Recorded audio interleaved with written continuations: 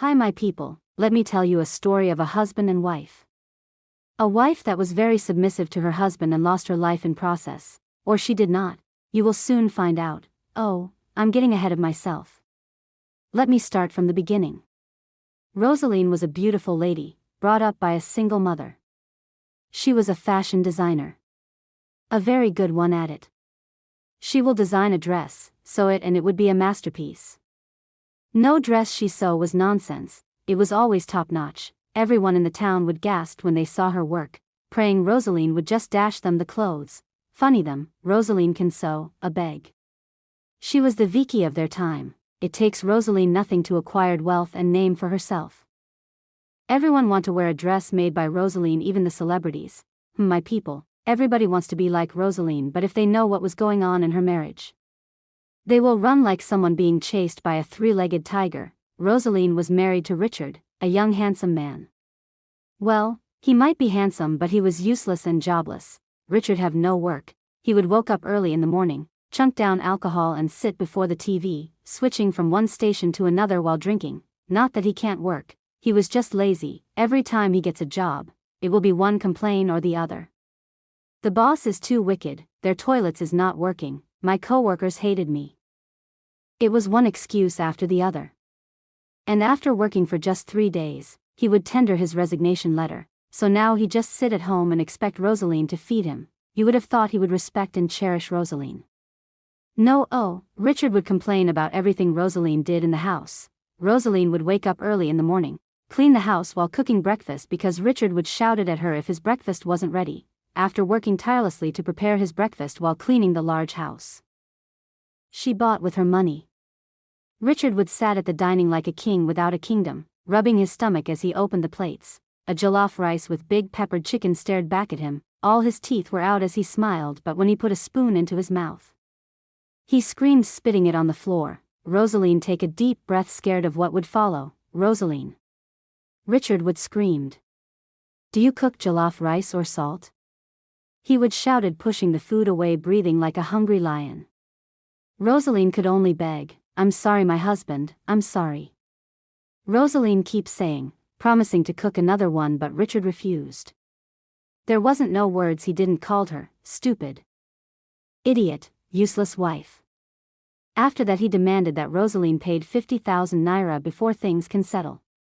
50,000 naira, Roseline repeated, shocked at her husband's ridiculous prize, but for peace to reign she sent the money to him. Richard laughed after seeing the alert and walked away. Roseline cried her eyes out after he left. She tasted the food that took her hours to make and was surprised nothing was wrong. What was happening in her marriage? Did she make a huge mistake getting married to Richard? The thing was, Richard wasn't like this at the beginning of their marriage. He was sweet, caring and hardworking husband, but things change after a year after their marriage. There was no child. Roseline did every test but Richard refused to do any. He claimed he wasn't the problem. He started coming home late, and sometimes he wouldn't come home at all, and now he collected money from Roseline and spent it on his girlfriend. After crying her eyes out, Roseline went to work. She had to design a big celebrity's clothes, but no matter how hard she tried, she was not getting any inspiration. Did she lose her magic touch? She was on that thought when her mother arrived to check on her. After greeting and chatting, Roseline told her that she wanted to divorce Richard. But her mother started crying, saying they have got her, screaming that it is through her only child that they wanted to harm her. She reminded Roseline that she was a single mother and people abuse her, that Roseline would never get married. Roseline had no choice but to tell her mother that she was lying before she stopped crying. That alone spoiled Roseline's mood. She left the shop with her workers. It was as if they were pounding 30 people poundo on Roseline's head. She needed to rest and her matrimonial home wasn't the place to do that, so she went to the nearest hotel. Roseline woke up so late at night, 11:30 p.m. at night. She screamed after checking the time. Richard would killed her.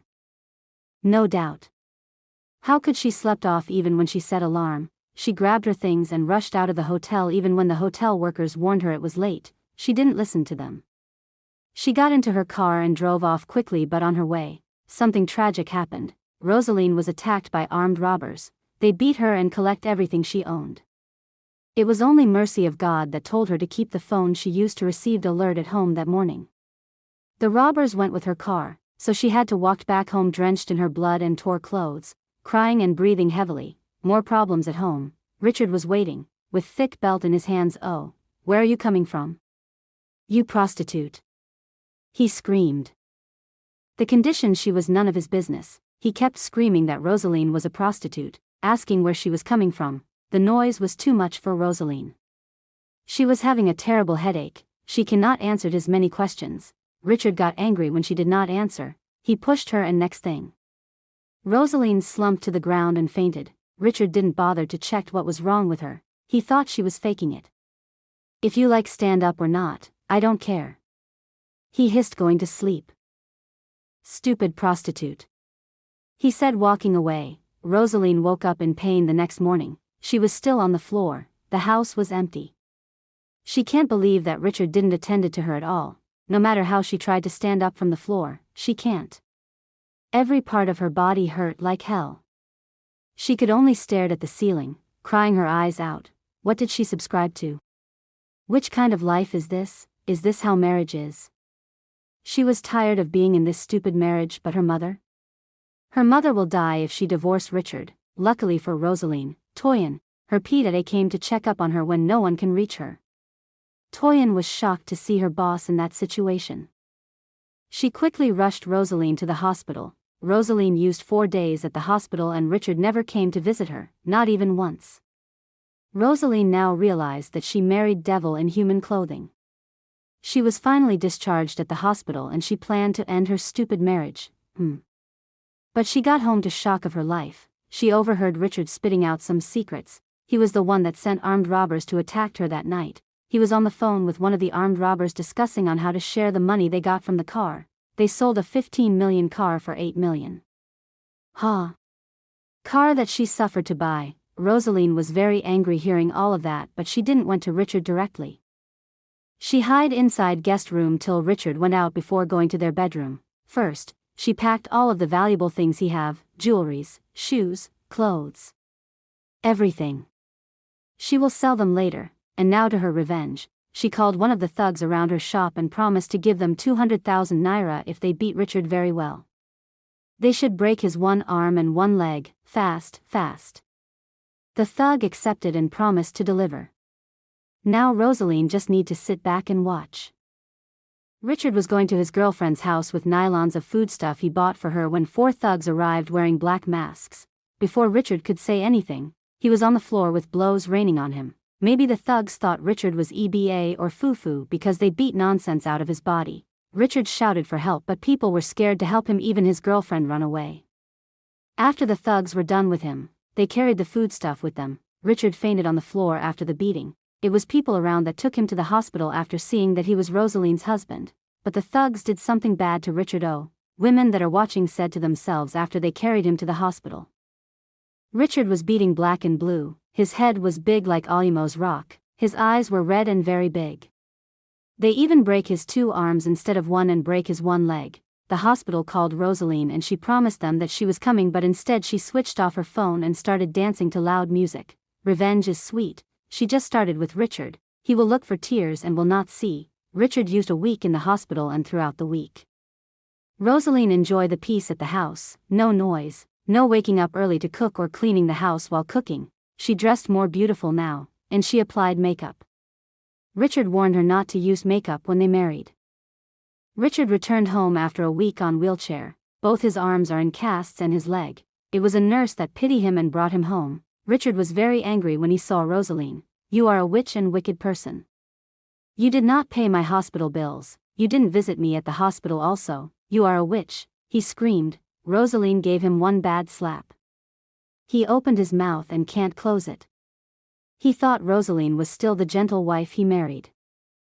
Roseline told him she wanted him to die at that hospital, but she was happy he survived because he will see Pepper. She said all of that and went to her shop, smiling happily. When she returned from shop, Richard was mess of himself. He has urinated severely on his body because there was no one to take him to the toilet. He ruined the kitchen while trying to cook. He started crying, begging Roseline to help him. "You are wicked." Roseline began. She told him she knew he was the one that sent armed robbers to steal her car, how he collected money from her to give his girlfriend. None of his girlfriend could not even help him now. I help you all my life, cook for you, give you money while you sit down like a lazy fool, and you still want to kill me? Roseline shouted at him, pushing his shoulder. Richard started begging, saying he would change. He would start acting like a good husband. Roseline hissed and took his phone. She transferred the 10 million in his account and leave him with 5,000 naira. She cannot accept his pleas because Richard was a wicked man. She told Richard to leave her house in the morning or police would drag him out. Roseline felt at peace after that. She was happy she did not die while chasing marriage that was not worth it. After divorcing Richard, her mother came to beg her to marry him back, but when Roseline told her what happened, her mother started crying, saying she nearly killed her only daughter because of a man. She asked for forgiveness and Roseline forgive her. Roseline's life was at peace, no more noise in her house. She looked more happy. She will reconsider marriage later, but now, she wanted to enjoy her life. The end. My people, thank you for watching from beginning to the end. Marriage is not a do or die. Whenever you didn't feel at peace in your marriage, my dear, carry your slippers and run. There are a nice man or woman out there and you will surely meet the one for you. Life is not hard. Let's not make it hard for our partners. This is Tales by Adejoke. Follow us for more. Tell us 1 or 2 things you learn in the story. Bye bye.